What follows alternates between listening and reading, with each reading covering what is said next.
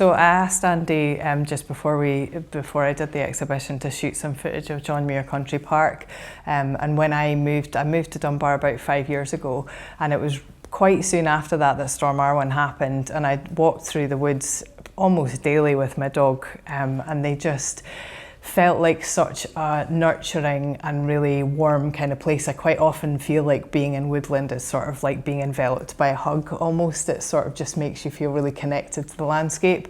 And there was just the most beautiful kind of weather when I first moved there, and it had these incredible memories.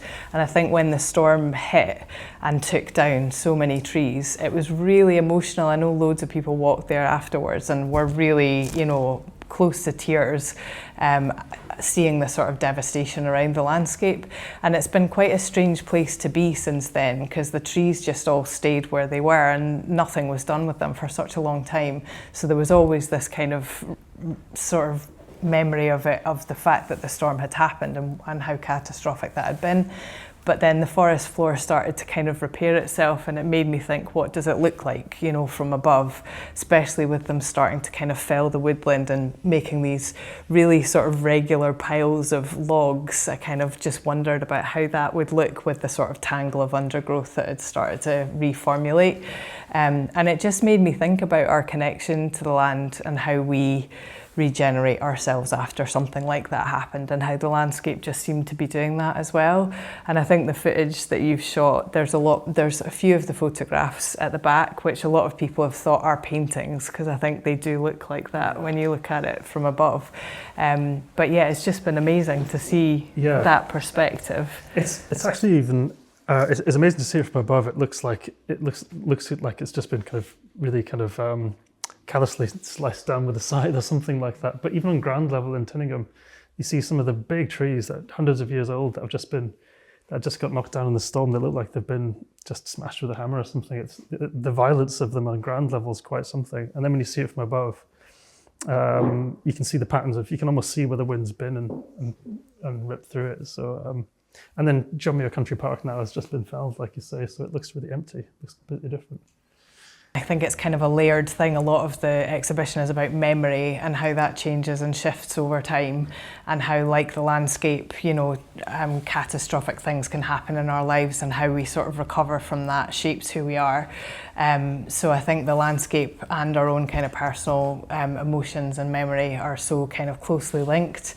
But I think with an abstract piece, if you have somebody that buys that piece from you, or who just responds to it and understands it, it has almost kind of like a deeper connection. And although it's been inspired by the landscape, perhaps you can see that even from the abstract pieces that are here, but it involves much more of the kind of mood of the landscape, and the mist and the kind of different layers that go on in the landscape. So I think there's definitely more emotion and more kind of personal shared connection, I think, when you find that connection over a piece of abstract art, then there might be something that's much more directly, obviously, a replica of the landscape. The salt marshes down near at the River Tyne estuary are really interesting, because if you go there for a walk at ground level, it's not much to look at. It's pretty boring. It's mud and flat. When you see it from above, it looks amazing. It looks like an organism or something. It looks like trees or like kind of capillaries or something like that. It just looks completely different. You've quite often said it looks like the landscape breathing, doesn't it? Yeah. As it sort of fills and empties. The tide comes in and out every day, so it changes throughout the day from being water to land and back again. I think everything from the fact that, painting is a very meditative process. It's sometimes frustrating and infuriating, but most of the time when I'm in my studio, I'm in a kind of sense of flow that just feels like nothing else that I know, really. It takes me away from the world, and I'm dyslexic, so I think my brain is always on the go, and it's the only thing that's ever kind of completely quietened it down. So ever since I was a tiny child, drawing has just been such a meditative process for me. And I think it's the same for everyone, really. I think so many people have got these awful experiences of when they were younger and they were maybe told by a teacher that they couldn't paint or they couldn't draw. And everyone can, and it doesn't even matter what it looks like. Mainly it's kind of about the process of actually doing that. And I think it brings so many people so much joy. And I think I was speaking to quite a few people this morning that were just saying how lovely it is that there's so much of that around East Lothian and Edinburgh as well. There's a huge kind of creative network of people, and it's just a really inspiring place to be.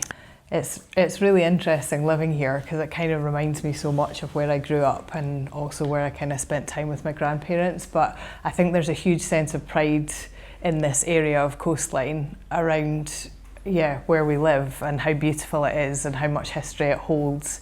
And I think that already is a huge kind of collective sharing of something that inspires all of us, and that, you know, that's part of the reason that we live here.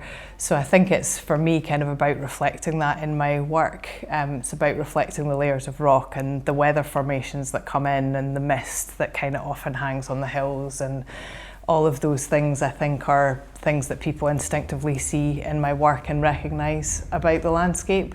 And I think when you can have those conversations with people, it definitely brings a shared sort of identity between you, and it's, you know, it begins a conversation about your own history and your own memories and how collectively they are something that we all share.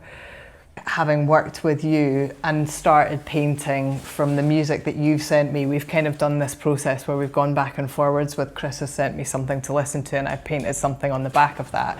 And that music is much calmer to the sort of stuff that I listen to normally.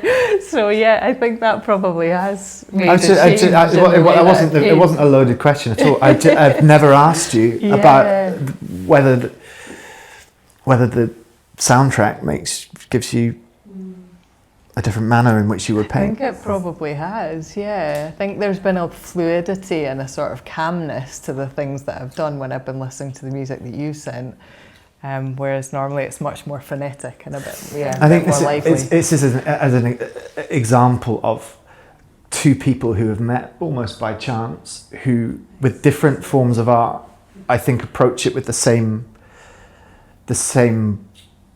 in the same way.